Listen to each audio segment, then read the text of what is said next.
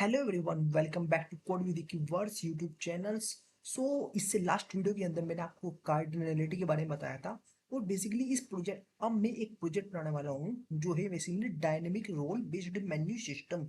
जैसे कि आप मेरी स्क्रीन पे देख पा रहे होंगे, इसमें सिंपल क्या होगा कि जैसे ही यूजर लॉगिन करता है तो स्प्रिंग बूट क्या करेगा, वेरीफाई करेगा यूजर नेम को और उसके पासवर्ड को। देन बैकएंड क्या करेगा, फाइंड करेगा उस यूजर के रोल को। वो जो भी उस यूजर के रोल होंगे, अब जैसे सपोज वो एम्प्लॉय है तो उसे क्या, उसके क्या रोल्स है। अगर वो मैनेजर है तो उसके क्या रोल है, या फिर वो अगर सीईओ है कंपनी का, या फिर कोई एडमिन है जिसे भाई सारी अथॉरिटी है, जिसे सारा एक्सेस है, उसे क्या, उसके क्या रोल होंगे। बैकएंड बेसिकली वो फाइंड करेगा और देन बैकएंड फैच करेगा बेसिकली वो सारे मेन्यू रोल्स जो डेटाबेस से, और रिटर्न करेगा किसे, एंगुलर को वो सब कुछ रिटर्न कर देगा। और एंगुलर के पास में क्या होगा, एक साइड बार मेन्यू होगा। जैसे कि लॉगिन के बाद में जो साइड बार मेन्यू होगा उसे विजिबल होगा, अभी उसे पहले विजिबल कुछ नहीं होगा, उसे साइड बार मेन्यू विजिबल नहीं होगा, उसे पहले लॉगिन पेज ही विजिबल होगा।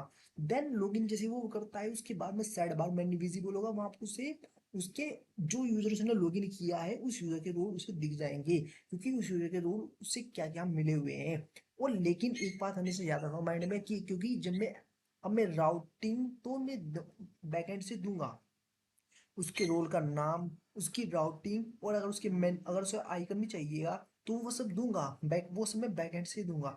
लेकिन आपको बेसिकली वे राउटिंग जो आप दे रहे हो, जो राउटिंग आप दोगे, मेन्यू नेम तो अलग है, राउटिंग अलग है, लेकिन राउटिंग का जो नाम होगा वो बेसिकली आपकी एंगल में ऑलरेडी डिफाइंड होना चाहिए। क्योंकि अगर मैंने बेसिकली बैकएंड से कुछ ऐसी अनोनिमस राउटिंग दे दी है तो उसे एंगुलर आइडेंटिफाई नहीं कर पाएगा कि ये बेसिकली है क्या।